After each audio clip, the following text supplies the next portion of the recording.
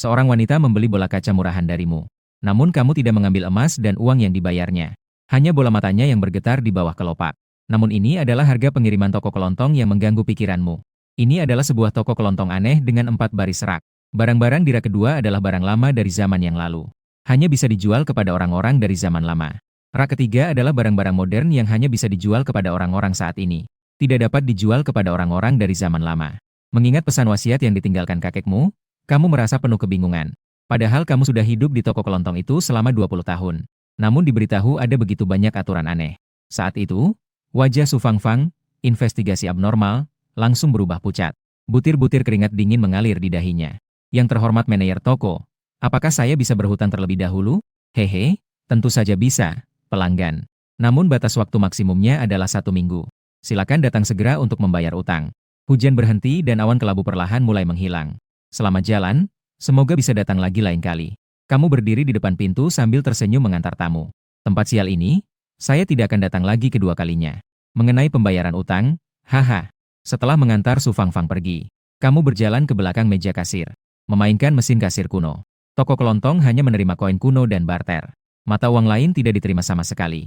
Dengan suara keras yang tajam, laci di bawah mesin kasir terbuka secara otomatis. Inilah koin kuno. 20 uang. Dicetak oleh Utopia Bank.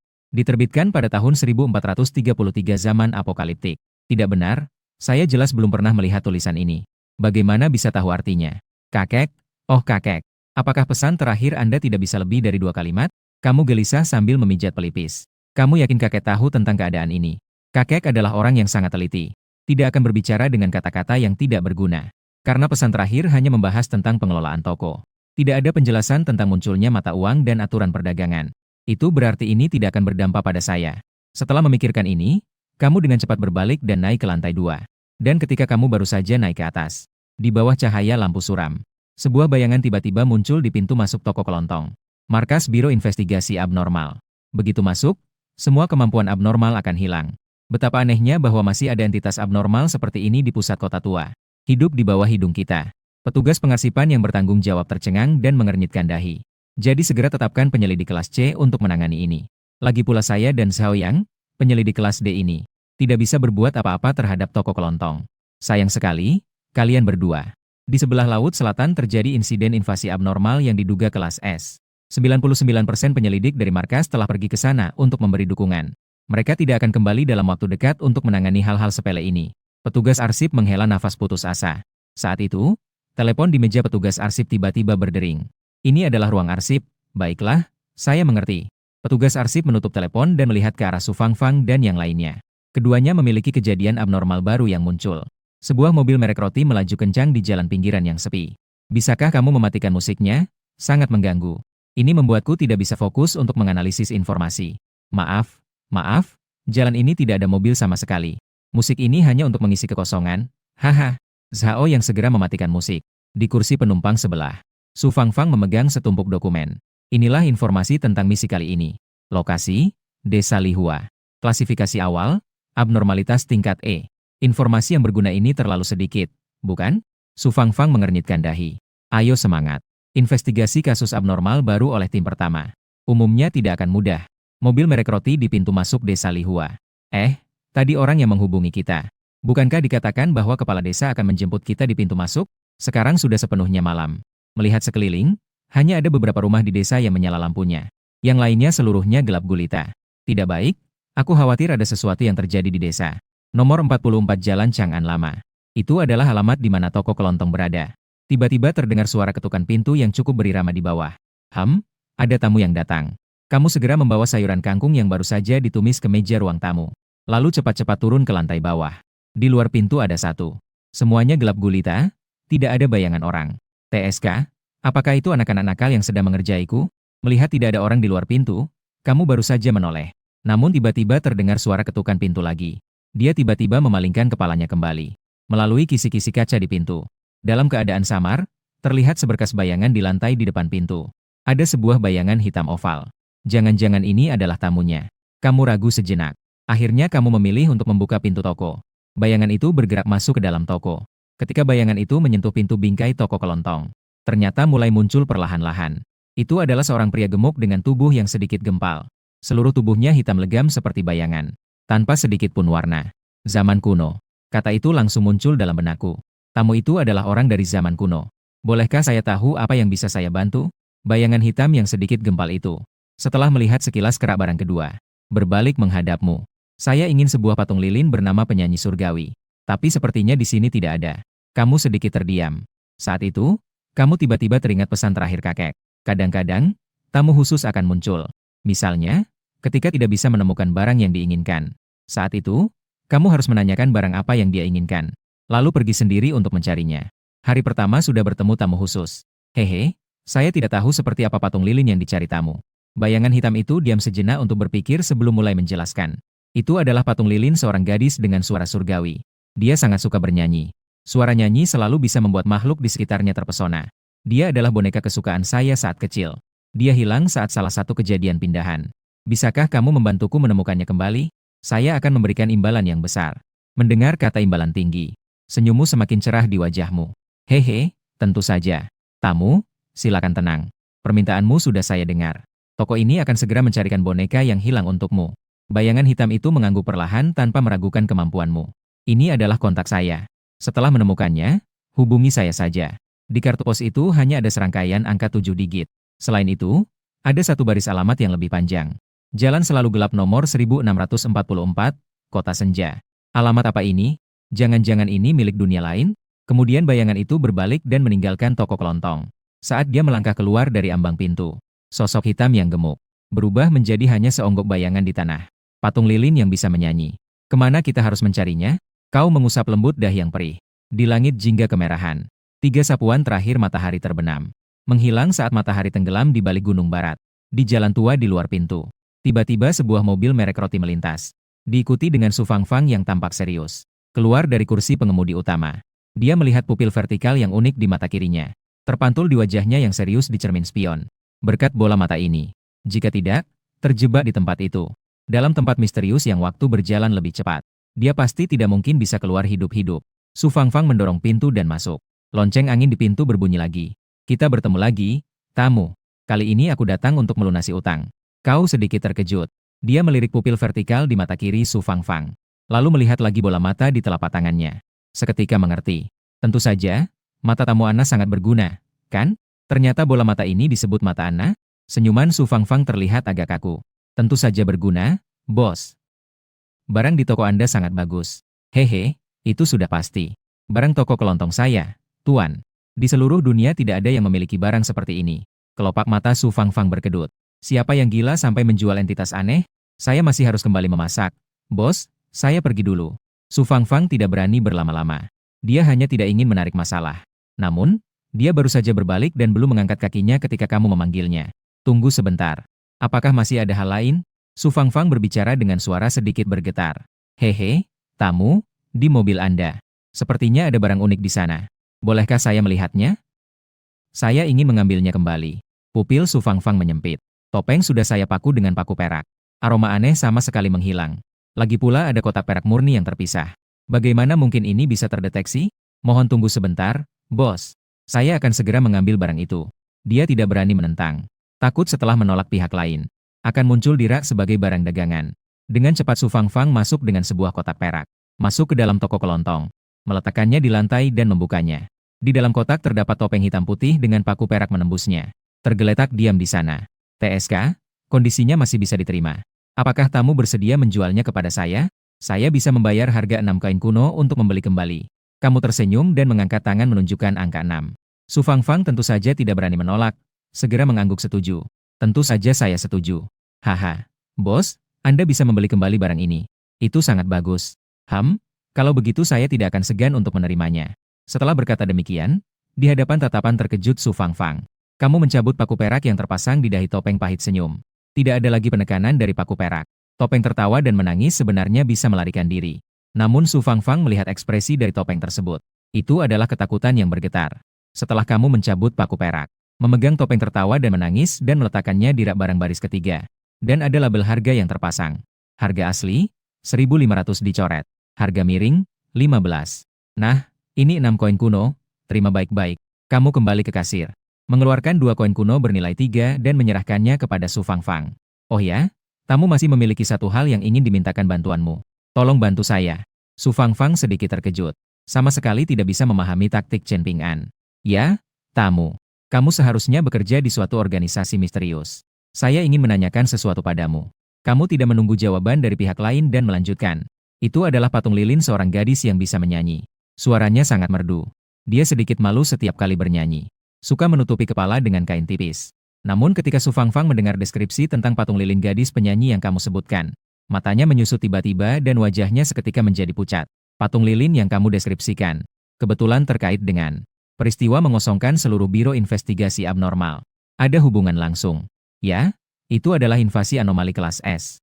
Hehe, tamu, kamu tahu itu, kan? Bisakah kamu memberitahu saya di mana dia? Barang ini benar-benar terlalu nakal. Meninggalkan toko tanpa izin, pasti telah melakukan banyak hal buruk. Barang anomali kelas S simbol merek dagang terdaftar. Su Fangfang mulai bergetar sedikit. Dia mengira toko kelontong menjual entitas anomali. Itu sudah sangat aneh. Tidak pernah terbayangkan bahwa bahkan ada entitas anomali kelas S. Su Fangfang menahan ketakutannya di dalam hati.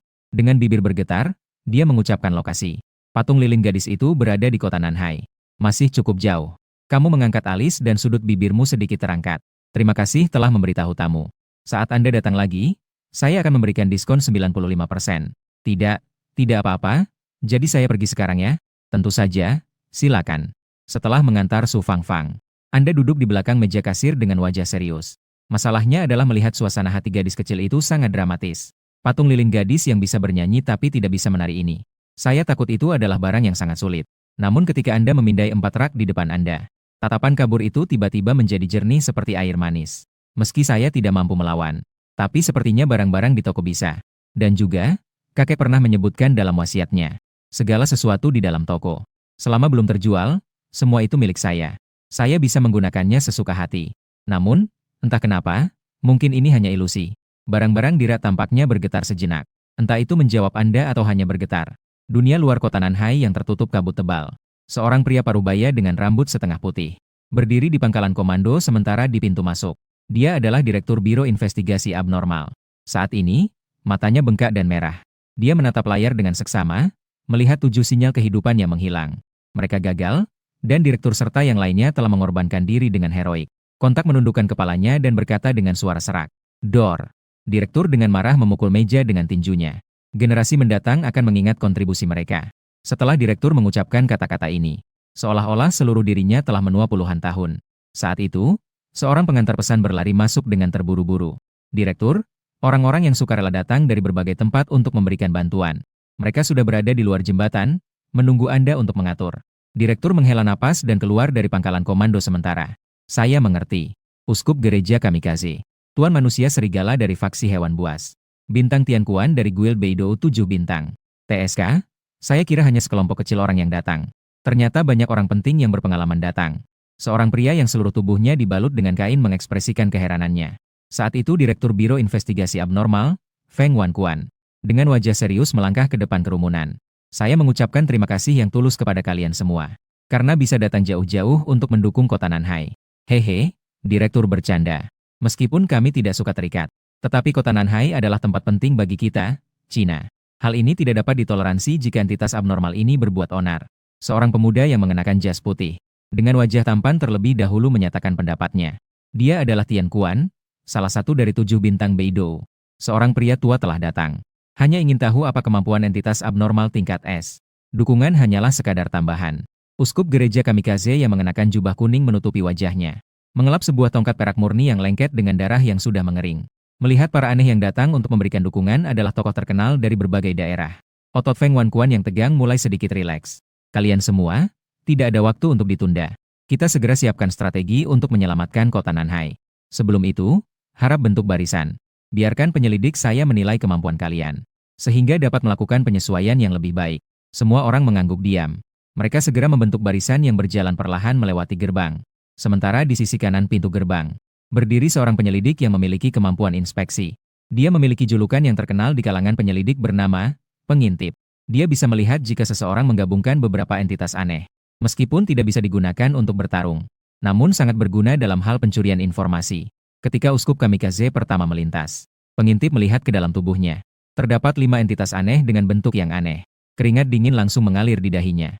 55 entitas aneh. Dia tidak bisa menahan diri untuk mengatakannya. Wajah orang-orang dalam barisan itu langsung berubah mendengar kata-katanya. Ternyata uskup kamikaze begitu mengerikan. Saya selama ini berpikir bodoh. Dia hanya menggabungkan 3 entitas aneh. Ketika giliran Tian Kuan yang tersenyum. Keterpaksaan mundur 2 langkah dengan ketakutan. 5 lagi. Setelah Tian Kuan, semuanya hanya 23 orang. Hanya ada satu werewolf yang menggabungkan 4 entitas aneh. 2 orang level 5, 1 orang level 4, 38. Tingkat 3 di posisi dan 75 di tingkat 2. Setelah semua orang melewati gerbang, keterpaksaan menyusun informasi singkat. Melaporkan kepada direktur. Direktur, inilah semua orang yang datang untuk membantu kali ini. Ketika dia hendak menerima dan memeriksa, tiba-tiba terdengar teriakan terburu-buru dari jauh. Tunggu sebentar, saya juga datang untuk membantu. Feng Wankuan dan keterpaksaan serta yang melewati gerbang. Dengan penasaran menoleh ke arah suara. Sebuah sosok yang berpakaian lebih berwarna-warni daripada badut. Muncul di hadapan semua orang. Dia mengenakan topeng kepala besar dengan wajah aneh yang tersenyum. Mengenakan jubah kematian. Dipenuhi berbagai gantungan aneh. Dia melangkah dengan langkah yang konyol. Berlari cepat menuju arah jembatan. Apa sih ini? Ini bukan dari rumah sakit jiwa manapun, kan? Saya pikir itu mungkin. Siapa yang keluar dengan membawa begitu banyak barang? Mainan kecil aneh dari Iwu. Makhluk di belakang gerbang memandangmu yang berlari. Diskusi ramai. Namun, pengintai itu mengernyitkan dahi. Sebagai orang yang paling menguasai informasi tentang makhluk, dia bahkan belum pernah melihat orang aneh seperti ini. Segera menggunakan kemampuannya. Melihat sejenak berapa banyak makhluk yang telah kamu gabungkan. Namun, dengan sekali lihat, dia melihat ratusan hantu. Namun tiba-tiba, pengintai itu jatuh ke belakang sambil bergetar tanpa henti. Xiao Zhang Feng Wankuan segera mendekat. Menyangga pengintai yang terus bergetar. Mana petugas medis? Pengintai itu menatap Feng Wankuan dengan tajam. Mulutnya terus berbicara tak jelas. Mulutnya selalu terasa berat. Mulutnya terbuka lebar. Petugas medis yang datang segera memberi pertolongan pertama kepada pengintai yang pingsan. Kebetulan, saat itu kamu yang bingung melintas di pintu gerbang. Tenaga medis mengelap keringat di dahi. Direktur tidak keberatan untuk mengintip Tuan. Hanya saja, dia pingsan karena menggunakan kemampuannya secara berlebihan. Ternyata begitu, tidak apa-apa, tidak apa-apa. Feng Wankuan memikirkan 2 orang yang menggabungkan 5 entitas abnormal. Tekanan yang ditimbulkan oleh pengintipan ini tidak main-main. Mari ikut saya, semua. Dia menghela napas, berdiri, dan melambaikan tangan kepada para abnormal. Kamu mengikuti kelompok besar. Sampai di garis pengecekan yang tertutup di tengah jembatan. Feng Wankuan berdasarkan kemampuan yang terdeteksi. 17 abnormal dibagi menjadi 13. Kamu, anggota dengan kekuatan yang tidak jelas. Maka dilaporkan ke tim dengan jumlah anggota terbanyak. Dengan cepat, setelah tim dibentuk, mereka mengenakan gelang deteksi kehidupan dan perangkat komunikasi khusus. Melangkah ke dalam area kabut. Namun, pada saat Anda melewati kabut, para rekan satu tim yang berkerumun di sekelilingnya menghilang satu persatu. Dia ditinggalkan berdiri sendirian di jalan aspal yang kosong. Mereka kemana? CK? Patung lilin yang sedang menyanyikan himne itu sungguh unik. Dia juga bisa bermain trik terpisah. Jika menangkapnya kembali, tidak akan mendapatkan harga tinggi untuk menjualnya. Sangat disayangkan untuk patung lilin itu. Lebih baik berpisah untuk menghindari adanya orang tak berwenang di sekitar. Aku tak dapat mengerahkan segenap tenagaku untuk merebut patung lilin itu. Kau meluruskan topeng boneka berkepala besar dari kepalamu. Dia berjalan sendiri menuju bangunan ikonik di pusat kota Nanhai. Sementara itu, di jalan lain, Tian Kuan melangkah dengan percaya diri menuju kumpulan patung lilin dengan tangan dimasukkan ke saku. Dan semua patung lilin yang berada dalam jarak 3 meter darinya. Dalam sekejap mata meleleh menjadi air lilin. Di ujung jalan, uskup gereja kamikaze berada di persimpangan.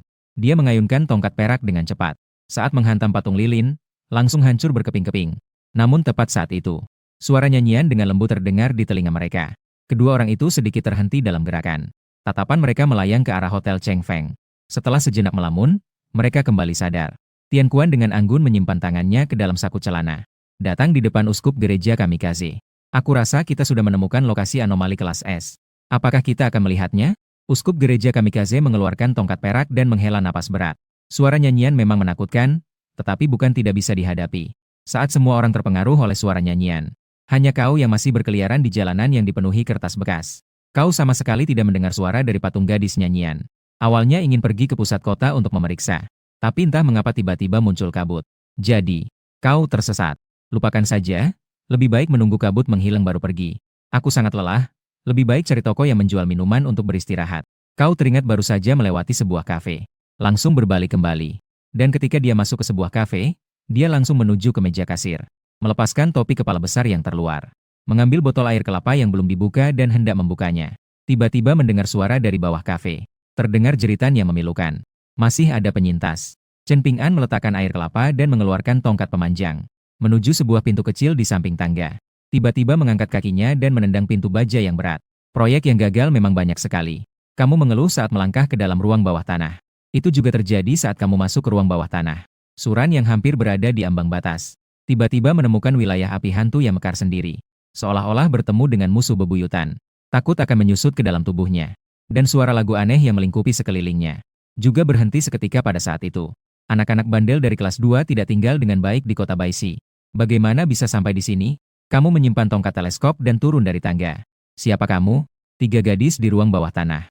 Menatap sosok ketakutan yang mengenakan topeng hitam putih yang membuatnya menangis dan tertawa. Ketakutan membuatnya mundur ke sudut. Suran berusaha keras menahan tubuhnya yang lemah. Dia berbalik dan melihat ke arahmu. Dengan kepala tertunduk lemah, dia berkata, "Apakah Anda seorang senior di Biro Investigasi? Saya sudah berusaha, hanya bisa melindungi sedikit orang." Kamu melirik dan kira-kira mengerti apa yang terjadi. Anomali tingkat S muncul. Masih bisa melindungi sebanyak ini. Anak ini cukup hebat ya. Wajah ini sepertinya pernah saya lihat di suatu tempat. Kamu tidak mempunyai saudara perempuan bernama Su Fangfang, kan? Satu. Mendengar nama saudara perempuannya disebut, Suran tersedak beberapa kali. Senior, apakah Anda mengenal saudara perempuanku? Tentu saja, dia adalah pelanggan setia saya. Kali ini juga informasi yang dia berikan yang membuat saya datang ke sini. Mencari barang milik pelanggan lain. Barang tamu. Suran merasa sedikit bingung. Saya sama sekali tidak mengerti apa yang kamu katakan. Ya? Ada barang yang disebut patung lilin lagu suci. Dia adalah patung lilin seorang gadis muda. Suara nyanyiannya sangat merdu. Nak, apakah kamu tahu dia di mana? Guntur. Pada saat kamu mengucapkan kalimat itu, botol air yang dipegang Suran terjatuh ke tanah. Kilat menyambar dalam pikirannya. Lengannya tidak bisa menahan gemetar sedikit. Patung lilin suara adalah barang. Senior, siapa sebenarnya Anda? Suran suaranya sedikit bergetar. Hanya seorang pemilik toko kelontong kecil. Kamu memperkenalkan dengan santai. Kemudian kamu menanyakan keadaan kepada Suran. Artinya, siswa kelas 3 SMP dari sekolah menengah kedua datang ke sini untuk bersantai sebelum ujian tengah tahun. Semua datang ke sini untuk piknik musim gugur. Setelah mengalami invasi abnormal. Hanya tersisa kalian yang sedikit ini. Ya, Kak Chen. Para penyintas dari sekolah menengah kedua. Mungkin hanya tersisa kami yang sedikit ini. Suran mengepalkan tinjunya dan menundukkan kepala. Saat itu, 3 gadis yang takut padamu. Mengumpulkan keberanian untuk maju. Dengan nada yang tidak bisa ditolak, dia berkata, "Hei, kamu adalah orang dari Biro Investigasi itu, kan? Cepat bawa kami keluar dari tempat sial ini." Berbicara tentang hal-hal yang tidak berarti. Kamu sedikit terkejut. Maaf, saya hanya seorang pemilik toko kelontong biasa. Bukan orang dari Biro Investigasi Abnormal. Dan saya juga tidak memiliki kewajiban untuk membawa kalian keluar. Pandangan dingin matamu melirik ketiga gadis itu. Liu Ruyan, bersikap sopanlah kepada senior. Suran memandang tajam kepada ketiga gadis di belakangnya. Yang berpakaian paling mencolok. Punggungnya basah oleh keringat dingin. Takut ketiga idiot itu akan membuatmu marah. Liu Ruyan langsung marah. Suran, semakin besar kemampuan, semakin besar tanggung jawab.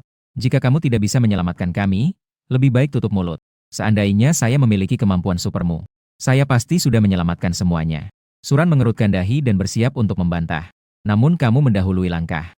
Hehe, kamu ingin kekuatan super. Aku sebenarnya bisa memberikannya padamu. Tepat di atas meja bar kafe. Kenakan itu dan kamu akan memiliki kekuatan super.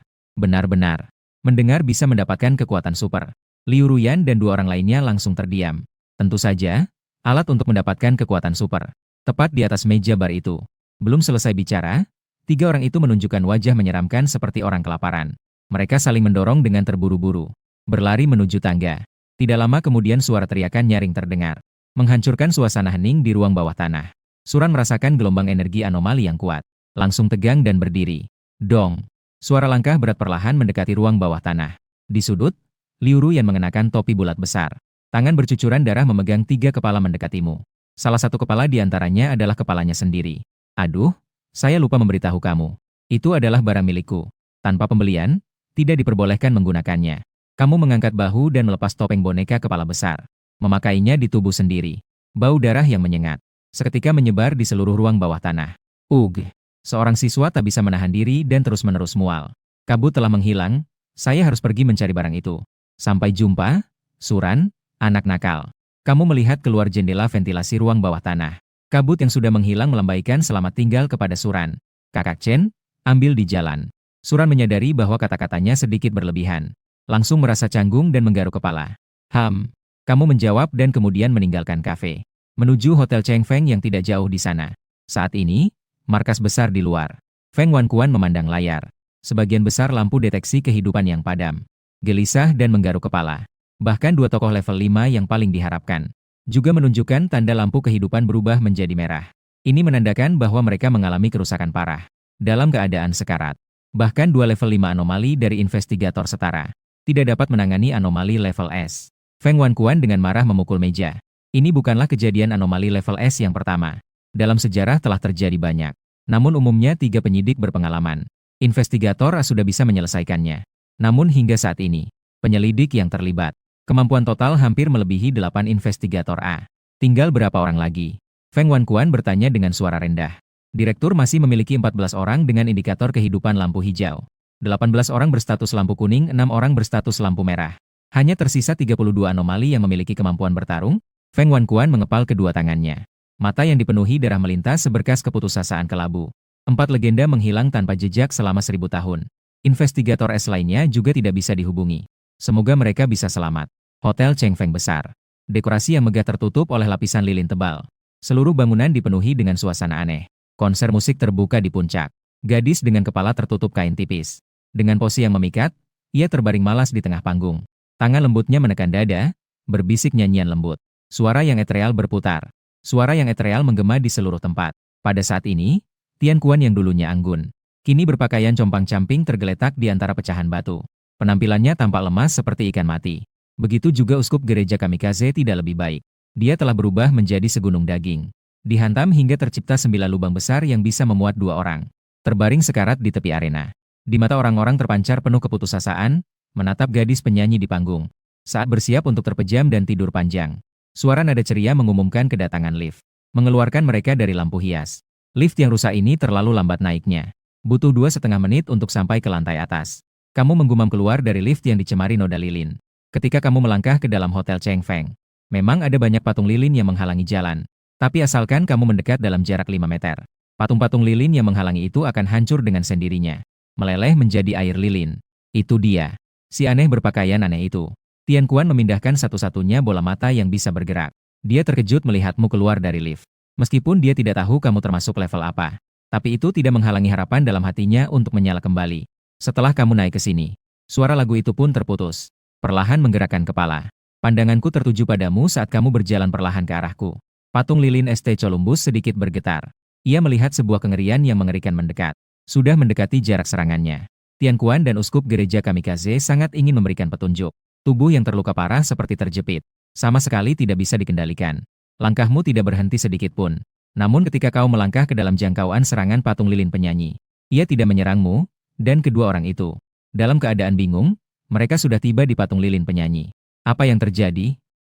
Patung lilin penyanyi macet. Atau apakah anak kecil berpakaian aneh itu memiliki semacam penekanan khusus mengendalikan patung lilin penyanyi tersebut? Tian Kuan saat ini, pikirannya hampir pecah mencoba mencari tahu apa yang terjadi. Memakai jilbab dan bernyanyi dengan merdu. Sepertinya aku tidak mendengar kau bernyanyi. Tapi itu tidak penting. Kamu pasti adalah patung lilin lagu suci yang diminta tamu. Kamu mengangkat tanganmu. Mengangkat kain tipis putih yang menutupi kepala patung lilin lagu suci. Teksturnya seperti lilin, keras dan lembut. Hanya saja, saat dia mengangkat kain itu, yang terlihat bukanlah sosok gadis pemalu yang terbayang dalam pikirannya, melainkan seorang wanita sirene dengan hidung yang hampir cekung, telinga yang tajam dan kecil, dengan gigi tajam dan sisik ikan berwarna hijau. Chen Ping'an sangat ketakutan hingga mundur cepat dan menjatuhkan kainnya. Bukan hanya dia, bahkan Tian Kuan dan uskup gereja kamikaze yang berada di belakangnya juga. Mereka juga terkejut dengan penampilan nyata patung lilin lagu suci. Ini benar-benar seperti pertemuan langsung dari cinta online.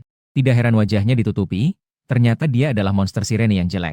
Tubuh patung lilin lagu suci bergetar. Kemarahan tiba-tiba meluap, menghapus rasa takut di hati. Ia paling benci dan sangat tidak suka jika orang lain mengatakan ia jelek. Steamed Bun, kamu tidak terima? Chen Ping'an melihat ia marah sampai seluruh tubuhnya merah. Diam-diam mengeluarkan tongkat teleskopik. Tidak baik, patung penyanyi telah marah, kita dalam masalah. Tian Kuan dan uskup kamikaze kembali ke lampu putar. Berencana untuk mengenang kenangan indah sebelum mati. Patung penyanyi yang marah, memerah semua kekuatan. Mengeluarkan suara paling merdu dan paling indah dalam hidup ini. Ah! Namun, baru saja ia bersuara tidak sampai setengah detik. Chen Ping'an langsung mengayunkan tongkatnya dan memukul wajahnya. Ah! Kamu ini apa sih? Pah! Di mata Tian Kuan dan Uskup Kamikaze, ini hanyalah pemukulan biasa. Namun, dari sudut pandang patung penyanyi yang mengalaminya sendiri, serangan ini, yang seperti bintang yang hancur, menghancurkan semua kekuatan dan energinya. Kesadaran juga setelah menerima benturan ini. Seketika pingsan, Chen Ping'an mengeluarkan banyak tenaga. Patung lilin lagu suci berputar 2,5 kali di udara setelah terkena, lalu jatuh dengan posisi terjatuh ke belakang. Kota Nanhai yang terhalang oleh kabut abu. Saat patung lilin lagu suci jatuh, langit cerah. Orang-orang yang berubah menjadi patung lilin mulai meleleh menjadi air lilin. Tidak bisa lagi kembali ke bentuk patung lilin. Juga tidak bisa mengembalikan tubuhnya yang fana semasa hidup. Sudah selesai? Jangan sampai barangnya rusak. Jantung Chen Ping'an berdebar. Dengan cepat membalikan patung lilin lagu suci, kecuali wajahnya yang sedikit miring. Bagian tubuhnya utuh tanpa cacat. Untunglah, tidak rusak, masih bisa dijual dengan harga bagus. Saat ini, Tian Kuan dan Uskup Gereja Kamikaze kebingungan. Keduanya melihat Chen Ping'an memukul patung lilin lagu suci dengan stafnya. Mendengarkan dia berbicara sendiri, dia sempat mengira bahwa dirinya sudah mati. Adegan tadi semuanya hanya ilusi. Namun, saat mencoba menggerakkan tubuh, rasa sakit yang menyiksa mencapai otak. Beritahu mereka bahwa saya belum mati, dan hidup dengan baik. Jika bergerak lagi, mungkin saya bisa mati karena sakit. Satu pukulan mematikan. Hancur, tidak bisa dijual. Siapa sebenarnya dia? Tian Kuan merasa ketakutan, telinganya berdenging. Sulit dipercaya, mereka diperlakukan seperti selevel abnormalitas yang membuat mereka sekarat. Begitu mudah diselesaikan dengan satu pukulan oleh Chen Ping'an. Masih adalah cara mati yang paling menyeluruh dan aman. Uskup di sebelah sana sudah berhenti berpikir, tentu saja tidak mati. Hanya saja CPU otaknya kelebihan beban, mengalami gangguan. Heis, saya harus cepat kembali untuk mengirimkan barang. Mendapatkan pesanan pertama dalam hidup. Chen Ping'an memasukkan patung lilin lagu suci ke dalam kantong sampah besar yang hitam pekat. Berjalan cepat masuk ke dalam lift dengan beban di bahu. Bawah tanah kafe. Suran melihat melalui jendela ventilasi. Melihat di luar yang berkabut, tiba-tiba sinar harapan menerangi. Dia tertegun tidak percaya sejenak. Dia juga menyadari bahwa Chen Ping'an telah menyelesaikan entitas anomali tingkat S. Hanya tidak menyangka itu akan terjadi secepat ini. Penyebab utama entitas anomali telah diselesaikan. Kita aman. Di jembatan Nanhai. Direktur yang mondar-mandir melihat kabut yang menghilang di depan. Tiba-tiba berhenti dan tertegun di tempat. Telah diselesaikan. Tian Kuan dan Uskup Gereja Kamikaze mengeluarkan usaha terakhir mereka. Direktur berjalan cepat untuk melihat tabel vida. Menemukan 2 orang kuat tingkat 5 masih dalam keadaan darurat, segera mengambil radio. Semua staf medis, dengarkan perintah, segera menuju ke kota Nanhai untuk menyelamatkan semua penyintas dan abnormal. Satu persatu ambulans meluncur pergi sambil mengeluarkan sirena. Chen Ping'an bercampur dengan kerumunan yang berjalan menuju sisi seberang jembatan. Tinggalkan kota Nanhai, para petugas investigasi yang sibuk. Sama sekali tidak memperhatikan dia yang membawa kantong sampah. Bab 16, Saudara Besar, apakah ini bahasa Mandarin? Deng deng deng deng. Taksi masuk ke jalan tua Chang'an yang kasar dan berhenti di depan toko kelontong jitu. Terima kasih, Master. Chen Ping'an membayar $300 dan turun. Untuk segera kembali membuka toko. Dia menyewa mobil hitam super cepat dan hanya membutuhkan 2 jam. Hanya melintasi lebih dari 100 km kembali ke kampung halamannya, kota Baisi.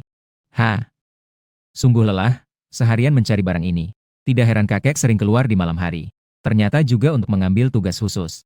Chen Ping'an menguap panjang. Menyeret kantong sampah hitam masuk ke dalam toko. Dibuang sembarangan di sudut. Membalik papan nama menjadi sisi depan, sedang buka. Kemudian ia berjalan ke belakang meja kasir. Duduk di kursi kayu yang dilapisi bantalan empuk. Mengambil telepon kuno berbentuk tabung. Mengambil kartu bintang yang diberikan oleh sosok hitam malam sebelumnya dari laci. Memanggil nomor yang tertera di atas. BF. Namun berdering lama, tidak ada yang mengangkat di sisi sana. Tidak di rumah. Setelah 3 menit, tidak ada yang menjawab, Chen Ping'an pun menutup telepon. Biarlah, mungkin perbedaan waktu di sini dengan di sana berbeda. Diperkirakan di sana sekarang malam, nanti malam baru telepon lagi. Setelah meletakkan telepon, Chen Ping'an meregangkan tubuhnya. Menggeser tumpukan barang dengan lengannya dan tertidur di meja kasir. Pagi-pagi seharusnya tidak ada orang yang datang, lebih baik tidur sebentar. Lagi pula kakek tidak menyebutkan dalam wasiatnya dilarang tidur di tempat kerja. Setelah menghibur diri, Chen Ping'an yang telah sibuk sepanjang malam pun segera tertidur. Seperti yang dia pikirkan, tidak ada tamu khusus yang masuk. Begitu juga tidak ada tamu biasa.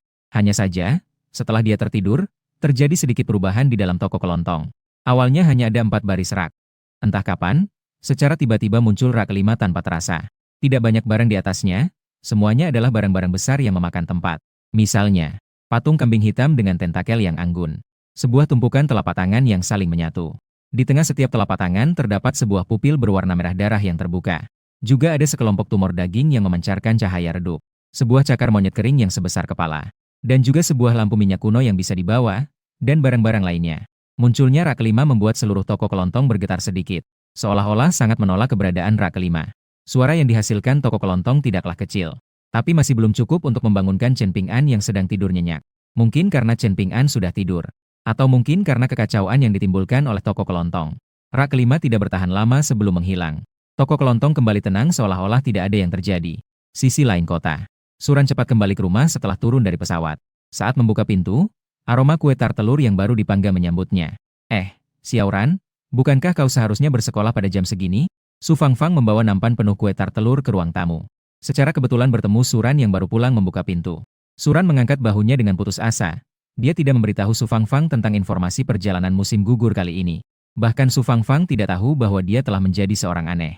Namun Suran tahu bahwa kakaknya adalah penyelidik di Biro Investigasi Abnormal. Khawatir akan mengganggu pekerjaannya. Itulah sebabnya dia tidak memberitahu tentang perjalanan musim gugur ke kota Nanhai. Dan beruntung dia tidak mengatakannya. Jika tidak, Su Fangfang pasti akan berusaha sekuat tenaga untuk menyelamatkan Suran. Kakak, mengenai apa yang akan saya katakan selanjutnya. Jangan marah ya. Melihat senyum Suran yang hanya muncul ketika berbuat nakal. Su Fangfang merasakan degupan di hatinya. Kau tidak sedang bermasalah di sekolah, kan? Tidak mungkin. Aku adalah siswa teladan 3 tahun berturut-turut, Suran langsung membantah. Kemudian dia memberitahu Su Fangfang tentang kekuatan aneh yang dia peroleh. Sebenarnya, aku telah menggabungkan diriku dengan sebuah entitas abnormal. Setelah mengatakan itu, dia mengangkat telapak tangannya dan muncul seberkas api biru gelap. Pada jarak sedekat itu, Su Fangfang tidak merasakan panas. Sebaliknya, ia merasakan dingin seperti terjatuh ke dalam gua es. Kau? Su Fangfang terbelalak. Terkejut hingga tidak bisa berkata-kata. Ini hanya sebuah kecelakaan, dan bukan yang utama. Suran melambaikan tangannya dan memadamkan api hantu itu. Dia menatap mata Su Fangfang dengan serius dan berkata, Kak, saya bertemu seorang aneh berpakaian di kota Nanhai, namanya Chen. Dia mengklaim dirinya sebagai pemilik toko kelontong, kekuatannya sangat menakutkan. Kemungkinan besar, entitas abnormal tingkat S telah dihabisinya. Dan dia bilang mengenalmu. Kakak, siapa sebenarnya dia? Suran mengedipkan matanya penuh rasa ingin tahu. Dan Su Fangfang sudah dibuat kewalahan oleh susunan kalimatnya yang penuh informasi meledak. CPU di kepala ini sudah overload. Apakah kamu sudah bertemu orang itu? Tunggu. Bagaimana mungkin kamu berada di kota Nanhai saat insiden abnormal tingkat S? Nah, ini. Suran menggaruk wajahnya. Pandangannya secara alami menghindar dari Su Fangfang yang sedang marah. Lantai 1 kantor Biro Investigasi Abnormal di bawah tanah 300 meter di kota Baisi. Di dalam ruang rapat, tidak hanya berkumpul para pejabat tinggi Biro Investigasi. Banyak pemimpin organisasi kemasyarakatan. Di antaranya ada Tianshu dari Beidou 7 Bintang, Ketua Pertemuan Pemburu Bintang, Uskup Grace dari Persekutuan Penyembunyian, pemimpin gerbang warisan serba ada. Masih di atas kursi roda, Uskup Gereja Kamikaze yang seluruh tubuhnya terbungkus lapisan perban tebal. Sekarang dia belum bisa bergerak, tetapi bisa berbicara. Ini juga berkat keuntungan dari belajar tubuh, tidak seperti Tian Kuan. Sekarang masih terbaring seperti ikan mati di ruang perawatan intensif. Feng Wankuan memandang sekeliling kepada semua orang dengan ekspresi serius dan berkata, Saudara-saudara, sejak 5 tahun yang lalu.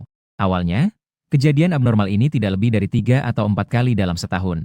Sekarang kejadian ini terjadi secara sering di berbagai tempat, rata-rata 3 kali sehari. Banyak kejadian abnormal juga muncul dalam kehidupan sehari-hari. Untungnya ada penghalang yin yang. Orang biasa tidak dapat melihatnya. Namun, penghalang yin yang jelas telah melemah dibandingkan 5 tahun yang lalu. Masih bisa membuat banyak orang beruntung terjebak di dalam penghalang. Melihat sisi lain dari dunia ini sehingga terdeteksi oleh abnormalitas. Hasil akhirnya adalah, dengan ini sebagai media, menyerang ke dalam realitas. Investigator legendaris dari biro kami telah hilang selama 1000 tahun. Sedikit sekali investigator kelas S terjebak di dunia lain. Tidak pernah bisa menghubungi. Mengenai anomali tingkat S di kota Nanhai. Menghabiskan ratusan orang anomali untuk menghancurkannya. Untuk itu, tujuan saya mengadakan rapat ini adalah untuk membentuk sebuah aliansi besar. Untuk kejadian abnormal kelas A ke bawah, tidak perlu intervensi bersama. Sedangkan untuk kejadian kelas S atau kelas A yang sulit, diharapkan terbentuk tim kerja sama untuk mengirimkan ahli menghadapi situasi tersebut. Itu saja yang ingin saya sampaikan. Selanjutnya, apakah kita akan bergabung dengan aliansi besar ini? Mari kita putuskan dengan cara mengangkat papan suara. Selesai. Feng Wankuan menghela napas lega, mengambil cangkir teh dan meneguk sedikit teh PUR. Tubuhnya meskipun telah rileks, tetapi hati masih tegang. Dia takut bahwa organisasi yang bergabung dengan aliansi besar ini hanya ada 3 atau 2 orang. Lebih takut lagi bahwa mereka tidak akan datang demi kepentingan mereka sendiri. Lagi pula ini dianggap sebagai kegiatan sosial, tidak ada keuntungan yang diperoleh. Dengan cepat, Kekhawatirannya berkurang saat perwakilan dari berbagai kekuatan di bawah mengangkat papan suara. Kemudian menyebar. Di meja bundar, para wakil kekuatan besar hampir tidak berpikir. Ambil papan yang ada di atas meja. Dengan sisi hijau menghadap Feng Wankuan. Seorang tua berkepala botak, Tian Shuo, tertawa dan mengusap jenggotnya. Hehe, Lao Feng. Dunia terbagi menjadi negara-negara. Namun, kita yang berada di jalur yang benar tidak mengenal batasan negara.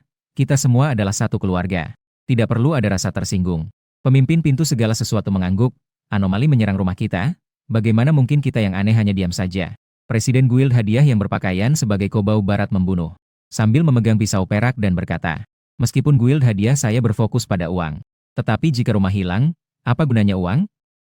Selain itu, menangani anomali tingkat S bukankah ini juga cara untuk mendapatkan uang? Uskup Grace berkata dengan tenang, meskipun komunitas tersembunyi berada di benua Eropa Barat. Namun, perhatian kami adalah pada dunia, selama itu berkaitan dengan anomali. Maka itu adalah urusan komunitas tersembunyi saya. Selain itu, kami mohon maaf karena tidak dapat segera datang ke peristiwa di kota Nanhai. Grace melepas tudungnya dan berdiri, sedikit membungkuk ke arah Feng Wankuan.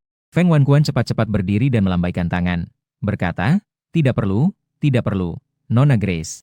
Saya juga harus berterima kasih kepada suster pelindung santo kalian. Jika tidak, kami akan menghadapi cedera dan orang-orang abnormal yang terkena dampak selanjutnya. Kami benar-benar tidak tahu harus bagaimana mengatasinya.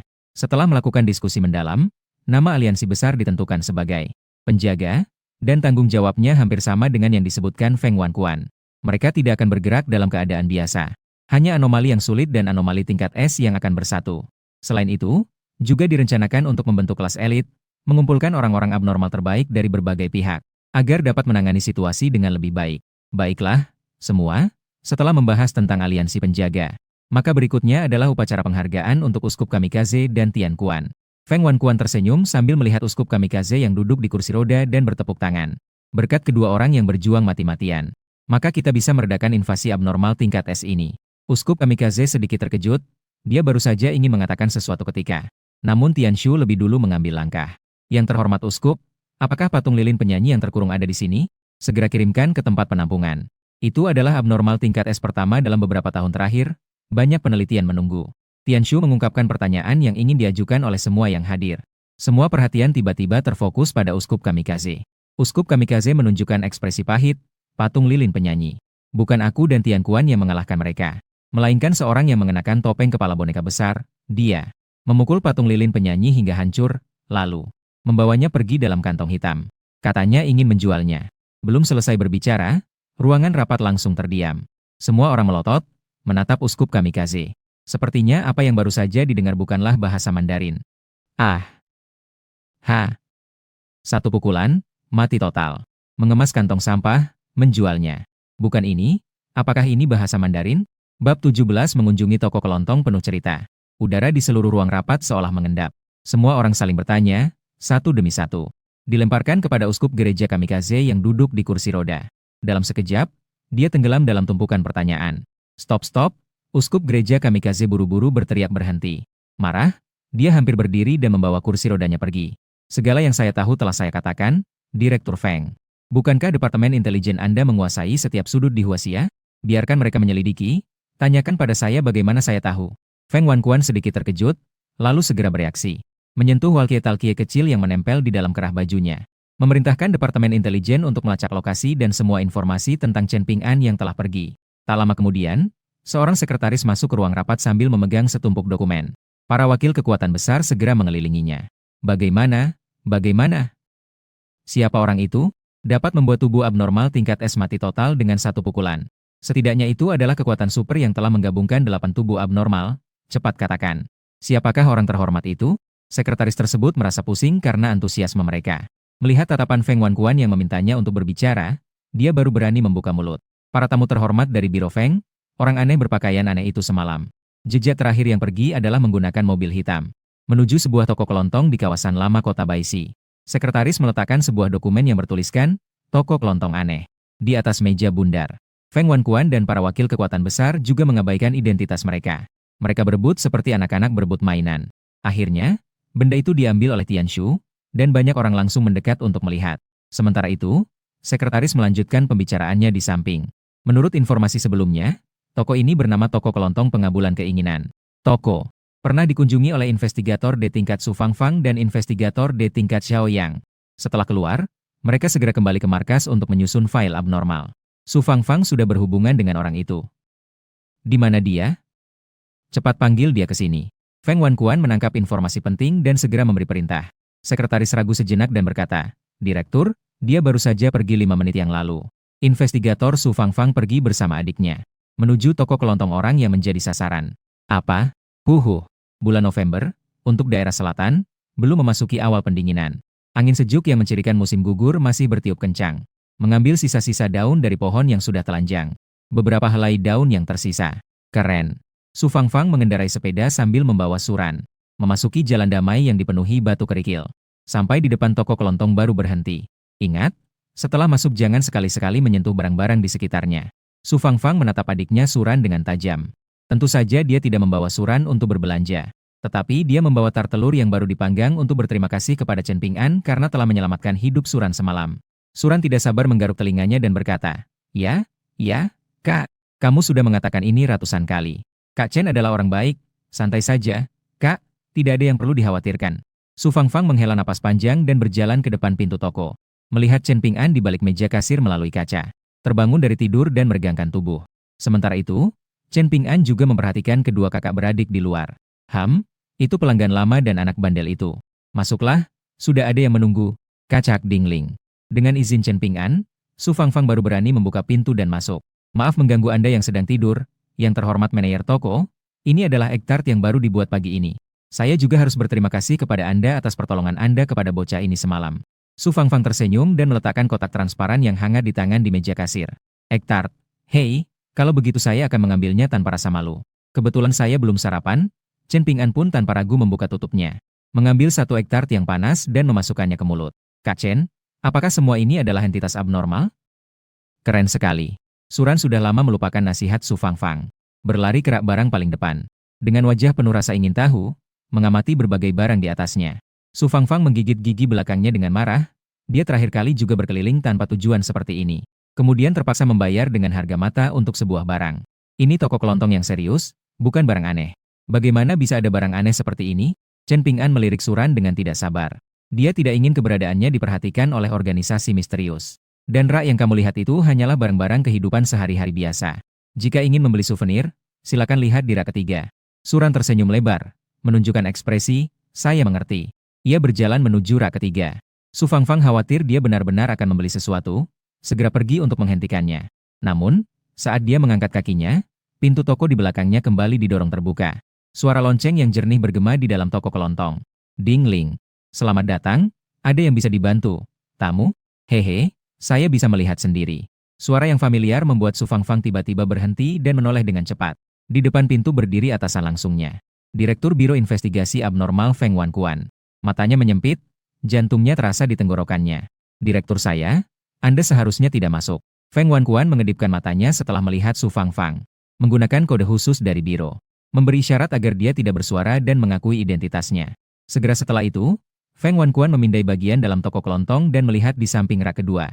Bersandar pada sebuah kantong sampah hitam besar yang tampak seperti diisi seseorang. Ia tiba-tiba menarik napas dingin. Ternyata, pemuda di depannya yang tampak tidak berbahaya adalah orang besar yang mengalahkan entitas abnormal tingkat S semalam. Feng Wankuan berusaha menenangkan guncangan di dalam hatinya dan berjalan diam-diam ke rak kedua. Namun saat itu, Chen Ping'an tiba-tiba berbicara dan menghentikannya. Pelanggan, barang di rak kedua tidak dijual. Rak pertama dan ketiga bebas. Baiklah, saya akan pergi ke barisan ketiga untuk melihat. Seluruh tubuh tegang. Biasanya, dia akan bertindak sangat natural tidak peduli apa yang dia hadapi. Jika ada pertanyaan, dia akan bertanya langsung. Tapi ketika berhadapan dengan Chen Ping'an, seolah-olah manusia biasa menghadapi singa yang telah kelaparan seharian. Dia benar-benar tidak bisa tetap tenang, apalagi mempertanyakan mengapa. Chen memperhatikan bahwa ada beberapa orang dengan berbagai usia di luar. Mereka terlihat berkumpul ngobrol, namun matanya terus melirik ke toko kelontong. Menggabungkan dengan keanehan Su Fangfang sebelumnya, sudut bibirnya sedikit terangkat. Organisasi misterius telah mengawasi saya. Tampaknya tingkat kewaspadaan cukup tinggi. Namun, di dalam toko, saya aman sepenuhnya. Setidaknya, kakek berkata demikian. Dia tidak mungkin menipu satu-satunya cucunya, kan? Sejak Feng Wankuan datang, suasana di toko kelontong menjadi agak lebih tenang. Suran terjepit di belakang rak baris ketiga, tampaknya sedang melihat-lihat barang. Sebenarnya, Dia memperhatikan apa yang terjadi. Belum mendengar informasi yang berguna. Dia melihat Feng Wankuan masuk ke lorong yang sempit. Feng Wankuan mengambil salah satu kendi besi yang terbelit beberapa helai rambut wanita. Dia mengamati dengan seksama dan tidak menemukan yang aneh. Dia tidak memiliki kemampuan abnormal. Tapi dia tahu bahwa mendekati hal yang abnormal akan memberikan sensasi merinding dan dingin di punggung. Kendi besi di tangannya tidak memberikan sensasi tersebut. Dia tidak yakin apakah ini kendi besi biasa. Atau apakah makhluk abnormal sengaja menyembunyikan keberadaannya.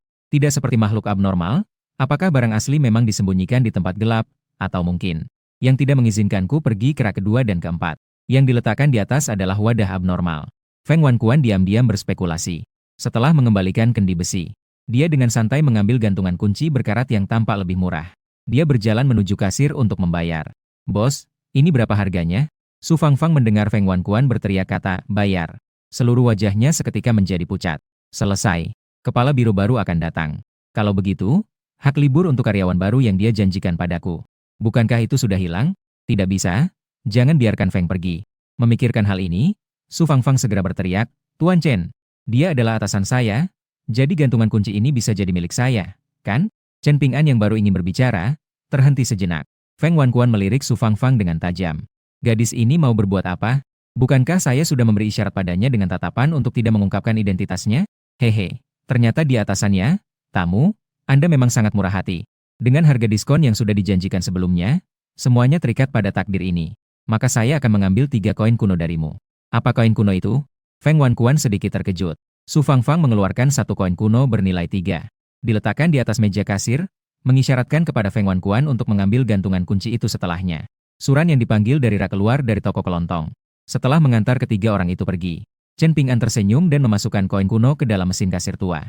Barang konsumsi yang harganya 1 koin kuno dibeli dengan 3 koin kuno.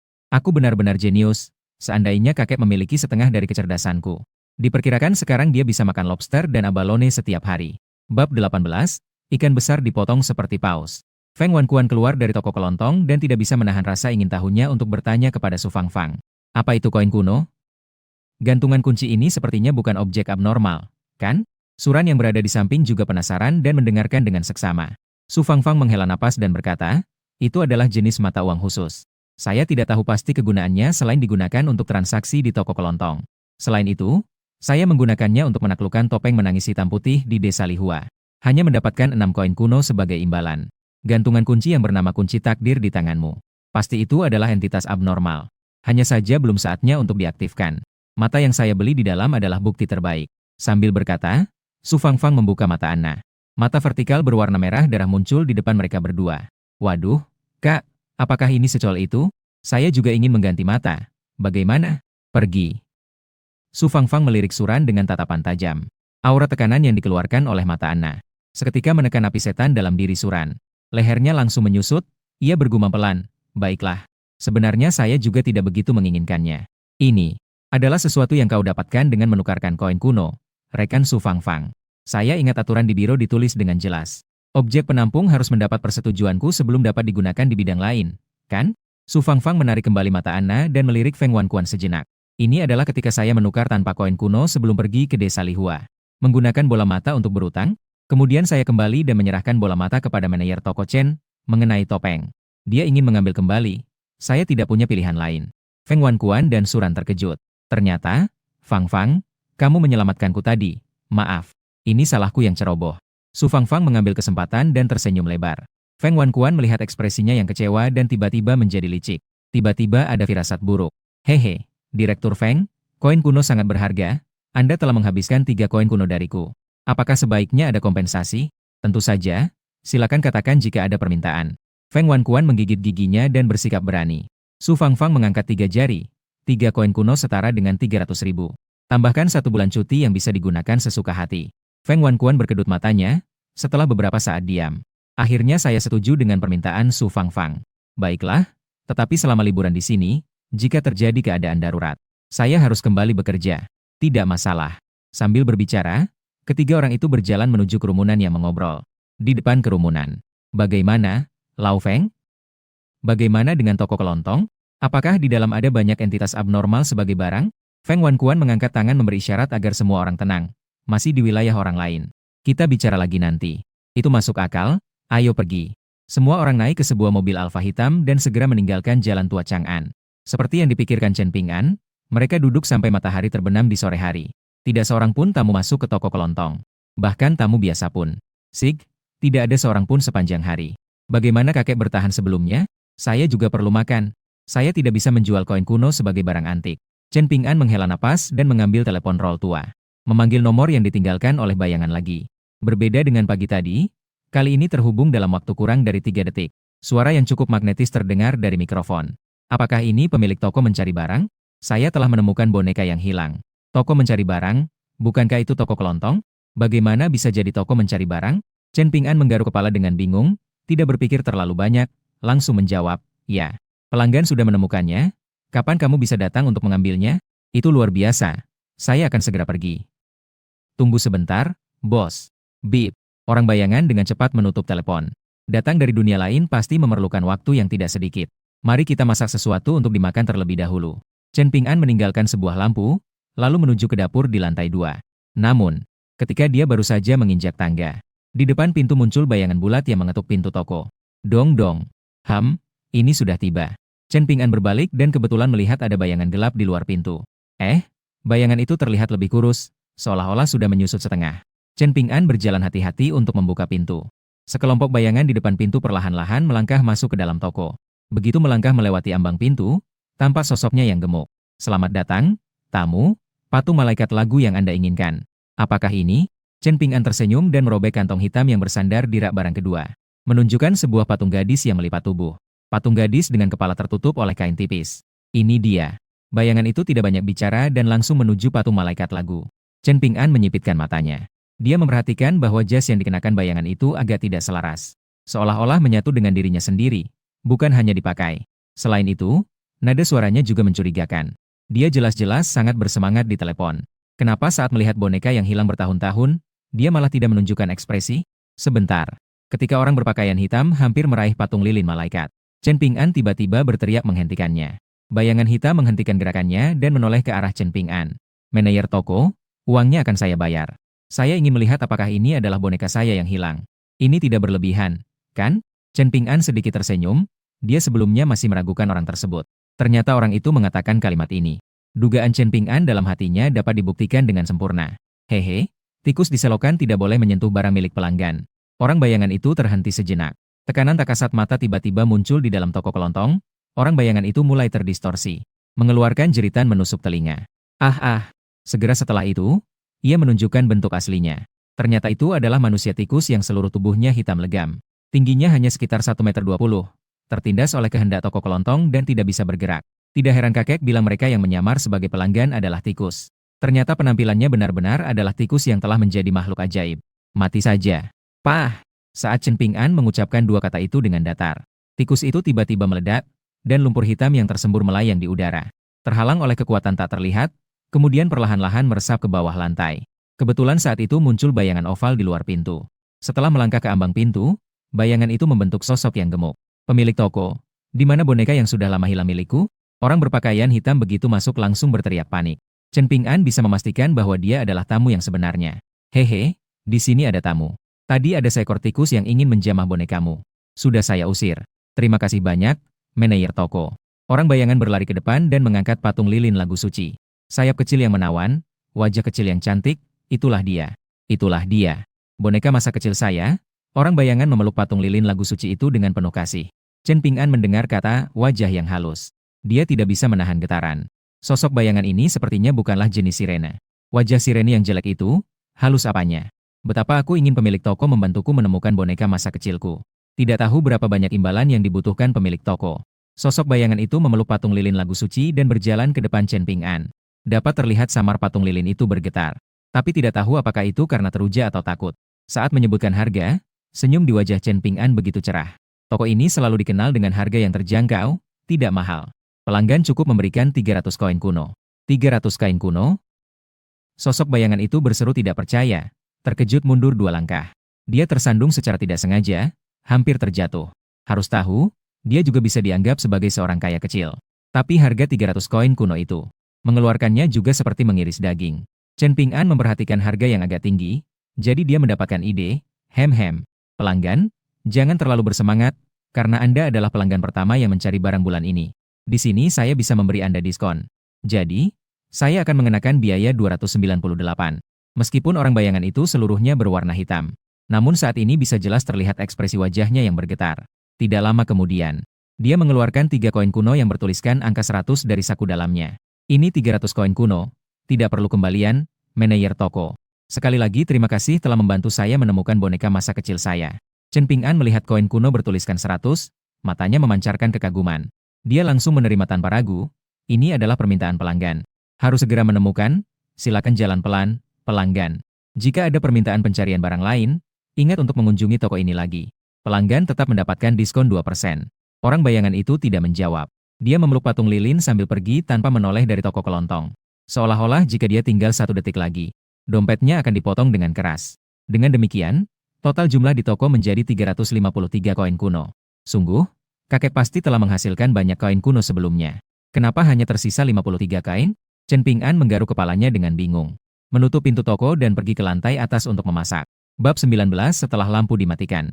Ruang rapat pusat Biro Investigasi Abnormal. Mengenai toko kelontong pengabulan keinginan, tingkat bahaya telah meningkat menjadi SSS, tidak ada yang keberatan, kan? Feng Wankuan dengan serius memandang perwakilan berbagai kekuatan. Jika peringkat naik di atas kelas A, maka semua kekuatan dalam Liga Penjaga harus berbagi. Belum lagi tingkat SSS yang belum pernah terjadi sebelumnya. Tempat berbahaya seperti ini harus diawasi dengan baik, agar tidak menarik perhatian kekuatan bawah tanah lainnya. Sekelompok gila bisa melakukan apa saja saat mereka beraksi, saran Tianshu. Yang lain mengangguk sebagai tanda setuju. Tentu, saya akan mengurus masalah ini nanti, tanpa mengganggu operasi sehari-hari toko kelontong. Akan memperhatikan kekuatan bawah tanah yang mendekat. Feng Wankuan mengeluarkan gantungan kunci berbentuk cincin yang berkarat dari saku. Ia kemudian berkata, selain itu, tentang gantungan kunci yang disebut tali takdir ini, nanti saya akan mengirimkannya ke lembaga penelitian.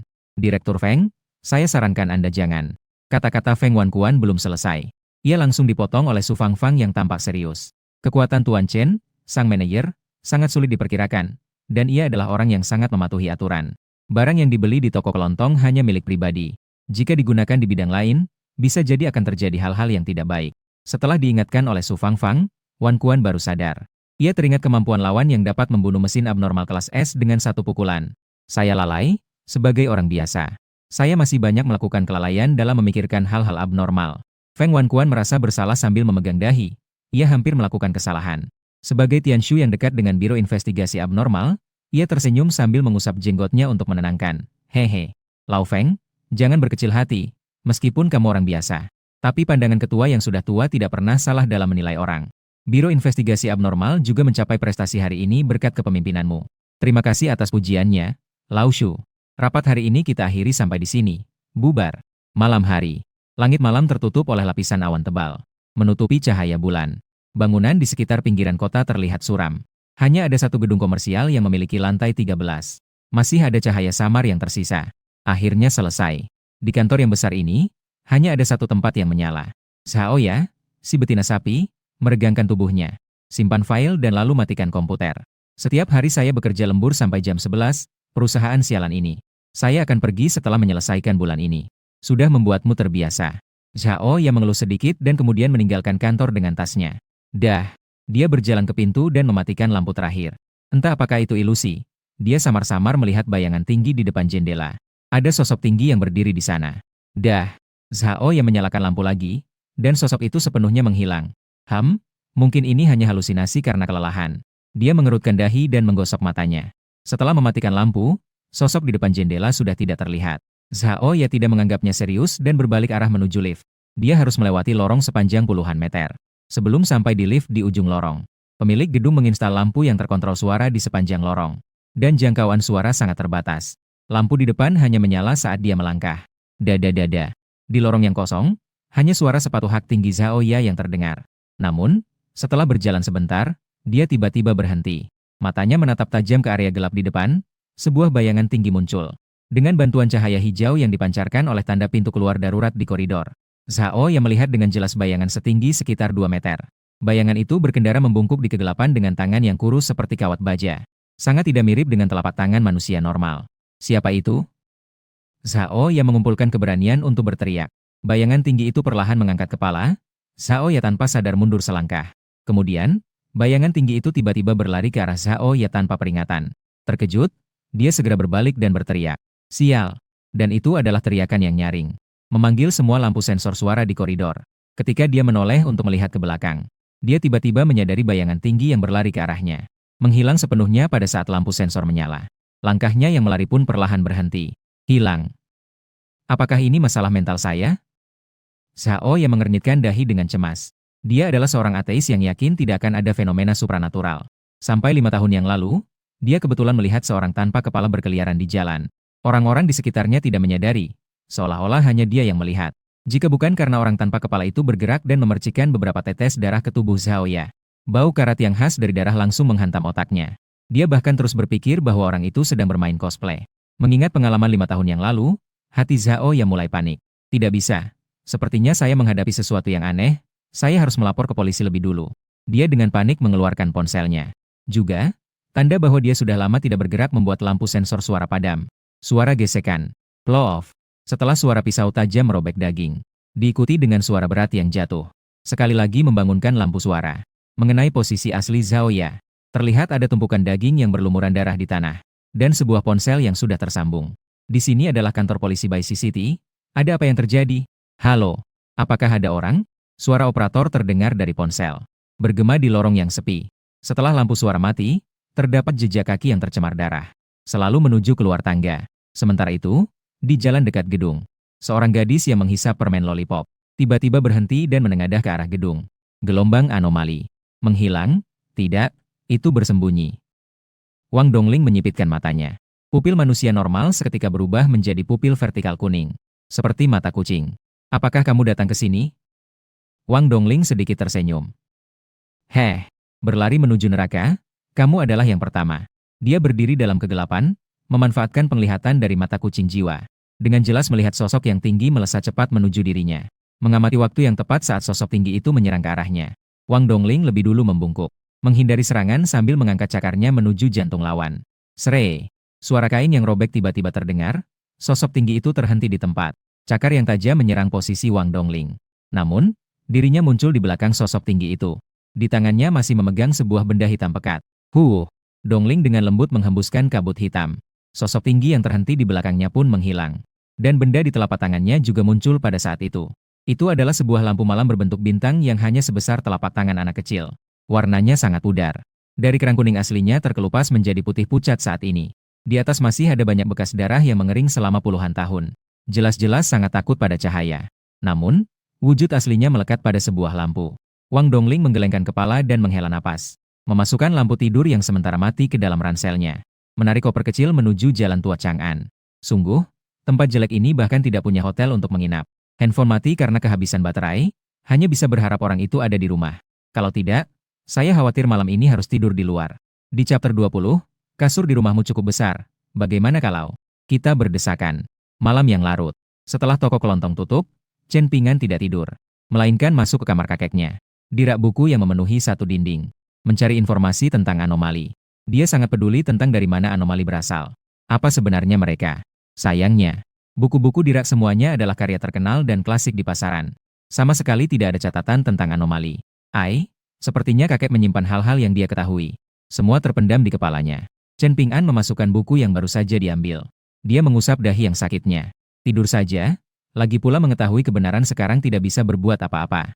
Lebih baik menjalankan toko kelontong dengan jujur. Cari uang lebih banyak saja. Chen Ping'an menguap lebar, lalu keluar dari kamar kakek. Sampai di depan pintu kamarnya, tepat saat ingin membukanya. Terdengar tiba-tiba suara ketukan pintu yang mendesak dari bawah. Tok tok tok tok. Saya ingat sudah membalik papan dan menutup toko, kan? Chen Ping'an tertegun sejenak. Mengingat kembali saat dia membalik papan menjadi istirahat. Adegan itu, tamu tak diundang yang disebut kakek. Apa mereka masih akan mengetuk pintu setelah toko ditutup? Sepertinya tidak ada disebutkan dalam wasiat. Pada saat Chen Ping'an sedang berandai-andai, tiba-tiba terdengar teriakan seorang gadis yang familiar namun asing dari bawah. Sudah tidurkah, Chen Ping'an? Ini aku, istri yang belum kau nikahi, Wang Dongling.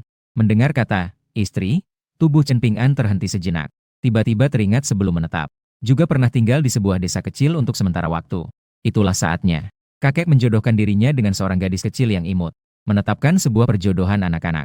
Saat itu, Chen Ping'an dan Wang Dongling tidak tahu apa arti perjodohan anak-anak. Namun hubungan mereka cukup baik, hampir setiap hari bermain bersama.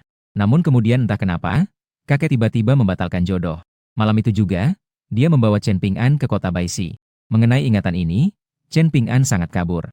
Tidak ingat betul apa yang terjadi saat itu. Setelah itu, dia kehilangan kontak dengan Wang Dongling. Sampai sekarang, suara teriakan dari bawah terdengar, menghadirkan kembali ingatan yang telah lama terkubur. Chen Ping'an bergerak ke depan jendela dan membuka jendela yang berderit, "Bangun pagi."